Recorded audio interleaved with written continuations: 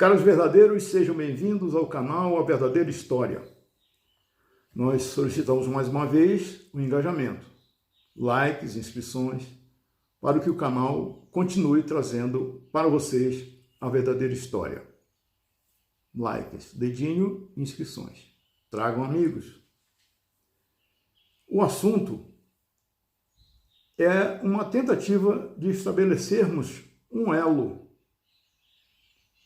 ou trazer uma base para o fato de a violência contra a mulher no mundo machista ainda não ser cobrado veementemente pela sociedade.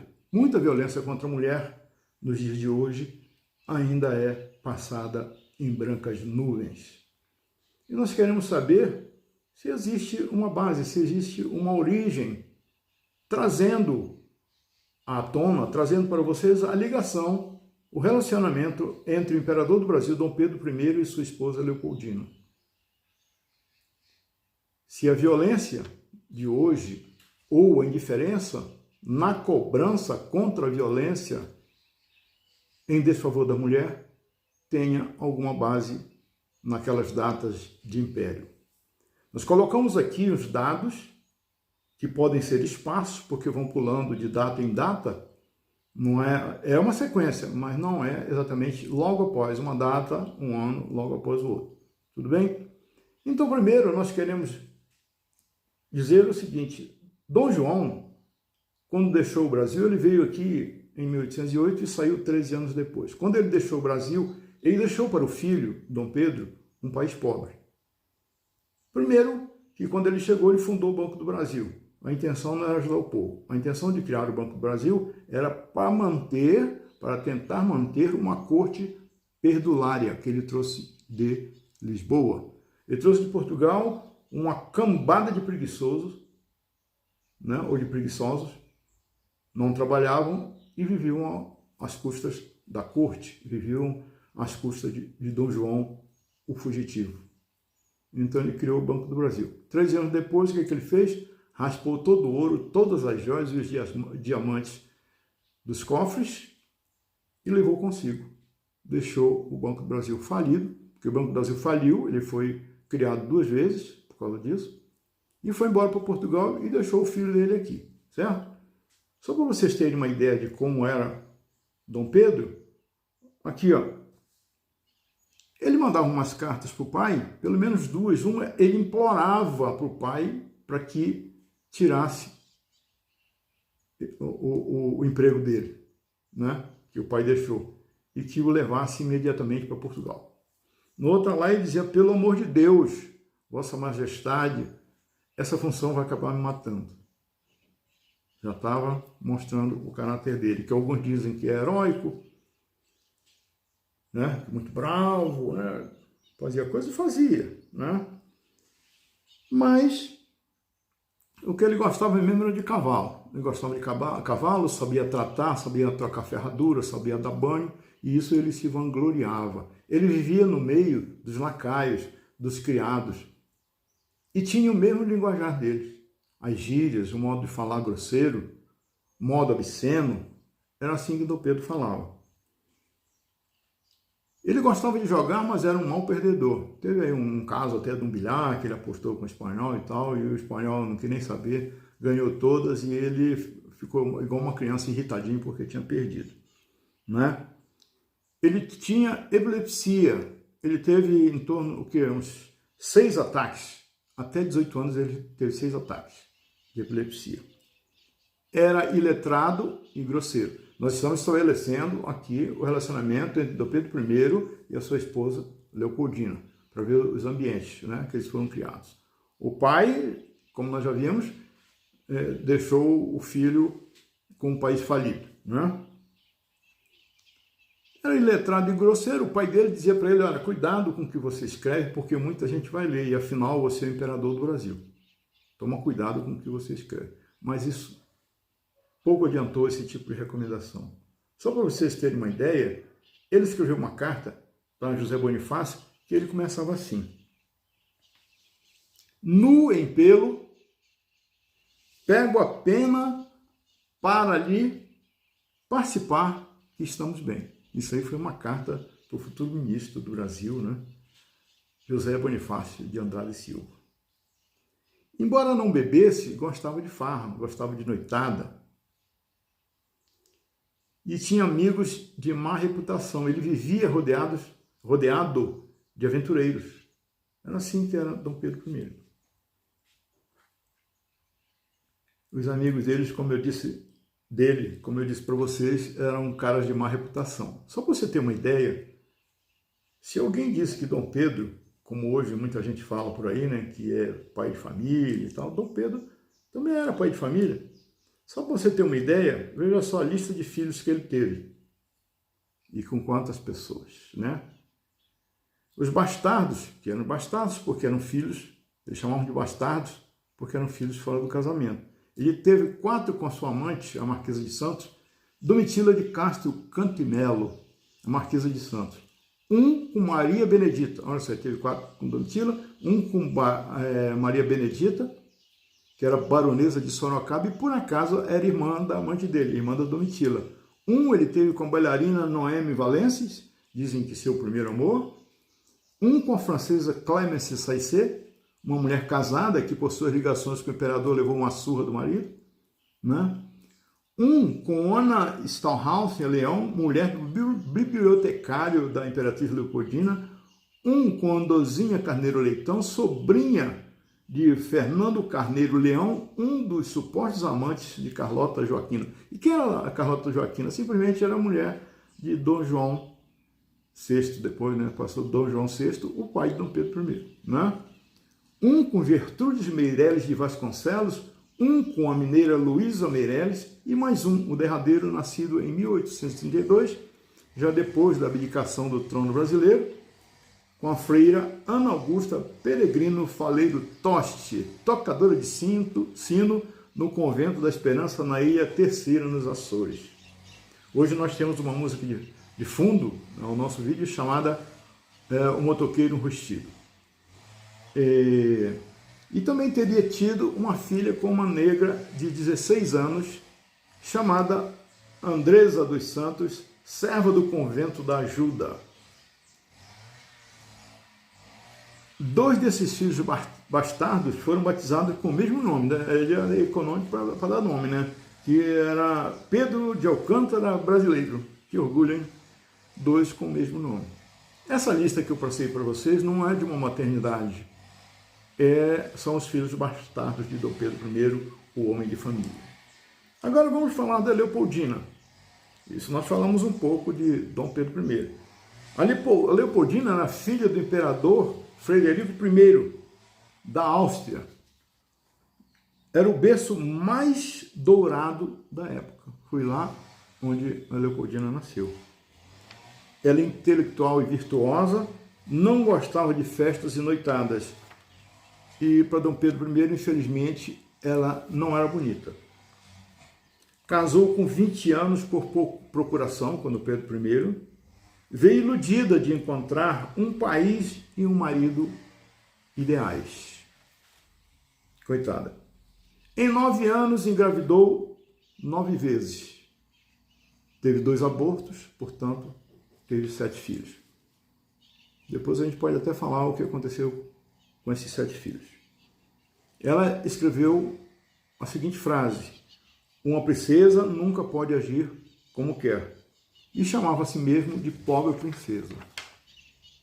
Pobre princesa. Aí, nota-se que ela teve uma grande desilusão do que ela esperava encontrar no Brasil e a realidade que encontrou. Quando ela chegou ao Brasil, só para você ter uma ideia, os seus sogros, o Dom João VI e a Carlota Joaquina, já há 10 anos não viviam juntos. A corte que ela encontrou era chamada de Carola, né? Lúgubre, olha só esse nome, lúgubre, e carregada de intrigas. Foi o ambiente que ela encontrou, naquele ambiente ideal que ela imaginou, quando andou aqueles 7.000 quilômetros para vir da Áustria até encontrar Dom Pedro I. E tem outra coisa que esconderam dela, né? Ela casou por procuração, mas Esconderam dela que Dom Pedro era epilético. Ela já encontrou, pá, já teve a primeira crise, já ficou doente. Em cartas, né? Ela sempre contava essas coisas, por isso a história sabe, porque ela colocava nas próprias cartas. Aliás, nas 850 cartas que ela escreveu, uma historiadora concluiu, mostrou que ela era carente de afetos e precisava muito de aceitação. Ela tinha uma falta, era iludida e era frágil nisso. Ela tinha carência de afeto e também necessitava muito de aprovação. À medida que ela descuidava da aparência, porque ela descuidou, Dom Pedro I, né, de modo contrário, caiu mais nas noitadas, caiu mais nas farras e se envolveu cada vez mais com mulheres. Ela foi decisiva na independência, a Leopoldina. Ela fez o José Bonifácio de Andrade e Silva aceitar o cargo de ministro, coisa que Dom Pedro não tinha conseguido, porque o José Bonifácio não confiava em Dom Pedro. A Leopoldina fez José Bonifácio aceitar o cargo de ministro. Escreveu a irmã dizendo: começo a crer que você é muito mais feliz quando solteira. Só por aí vocês imaginam o que é que passava na cabeça da Leopoldina. Ao final da vida, ela estava endividada, devia muita gente e vivia de favores, pedindo dinheiro emprestado de um agiota alemão. Ela pedia dinheiro emprestado para todos os lados, inclusive para o próprio pai. Que vergonha essa mulher passava. Mas sabe por que ela ficou endividada e pedia empréstimos? Uma, que ela não ligava muito para as finanças, ela era muito boa, ela doava muita coisa. Mas no contrato de casamento que foi feito na Europa, o príncipe, ou imperador do Brasil, ficava responsável por lhe dar uma espécie de pensão mensal. Isso ele nunca fez. Agora, uma princesa fina que vem da Europa, vem da Áustria, e fica aqui totalmente sem dinheiro, como é que ela paga a sua própria vida? Como é que ela paga as suas despesas, inclusive as despesas pessoais? Sua morte até hoje é um mistério, mas nós podemos desvendá-lo aqui.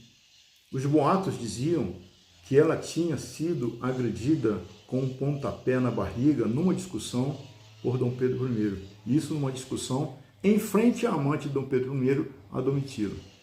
E ele a agrediu com um pontapé na barriga. E ela estava grávida. Certo?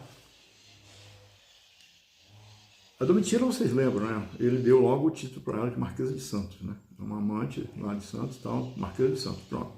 Então é o seguinte,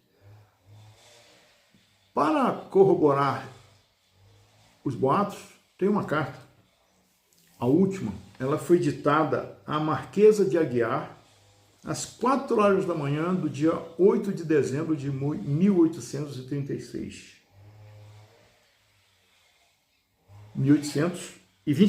8 de dezembro de 1826, exatamente 3 dias antes da princesa, da imperatriz falecer. E o que ela disse? Uma parte só, um trecho só, para a gente encerrar o nosso vídeo.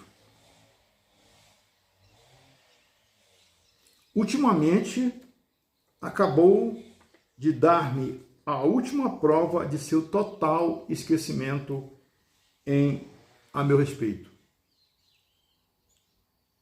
Maltratando-me na presença, olha só, o último ato dele, maltratando-me na presença daquela mesma que é a causa de todas as minhas desgraças. Faltam-me forças para me lembrar de tão horroroso atentado, que será, sem dúvida, a causa da minha morte. Faltam-me forças para lembrar de tão horroroso atentado, que possivelmente, que fatalmente será a causa da minha morte. Foi mais ou menos isso que ela ditou à Marquesa de Aguiar, às 4 horas da manhã do dia 8 de dezembro de 1826, 3 dias antes de morrer. Dia 2 de dezembro, ela abortou um feto masculino. era a 9ª gravidez, como nós falamos, 9 anos, 9 gravidezes e 2 abortos. 7 filhos, portanto. Morreu às 10h15 do dia 11 de dezembro de 1826, um mês antes de completar 30 anos. Olha com que juventude essa mulher morreu. Olhem como foi rápida a vida dela. E quão intensa, porque ela participou de uma corte falida e assim mesmo ela fez o marido passar por essas etapas e apenas ela ficando falida, exatamente porque ele não pagava o que lhe devia. Foi realmente preponderante na independência do Brasil, porque foi ela que deu a dica, olha, aqui o pombo está maduro, colhe-o. Ou seja, está tudo preparado para você declarar a independência do Brasil e ser o imperador do Brasil. Faz isso agora. A carta dela, porque foi uma também de Dom João, não é nenhum, de José Bonifácio, o ministro, ele também escreveu uma carta que encontrou Dom Pedro às margens do riacho Ipiranga. Mas a carta da imperatriz foi a preponderante. A Leopoldina foi que disse, colhe, o fruto está aí, está maduro, colhe. Aí eu pergunto para vocês, é realmente um imperador heróico ou é um vilão? É um pai de família, um bom homem? Ou é simplesmente um farrista, um notívago, um homem rodeado de má companhia? Realmente pouco compatível com a situação, com a condição de imperador do Brasil, de um país que viria a ser uma grande nação. No seu ponto de vista, você acha que tem alguma coisa a ver o fato de o primeiro casal realmente governante do país, os imperadores do Brasil, Dom Pedro I e a sua esposa Leopoldina, viverem dessa forma, desse jeito, inclusive com agressões físicas? Será que isso é exemplo para o que hoje nós temos no nosso país? Fica a pergunta para vocês, comentem comigo, chamem pessoas para partilhar, para compartilhar do nosso canal, para que ele faça sempre esse serviço de trazer o verdadeiro serviço da história para os verdadeiros. Foi um prazer tê-los comigo, vocês são bem-vindos e serão bem-vindos na próxima quarta-feira, no mesmo horário, às 19h15 de toda quarta-feira. Eu aguardo vocês lá, com certeza. Sejam bem-vindos.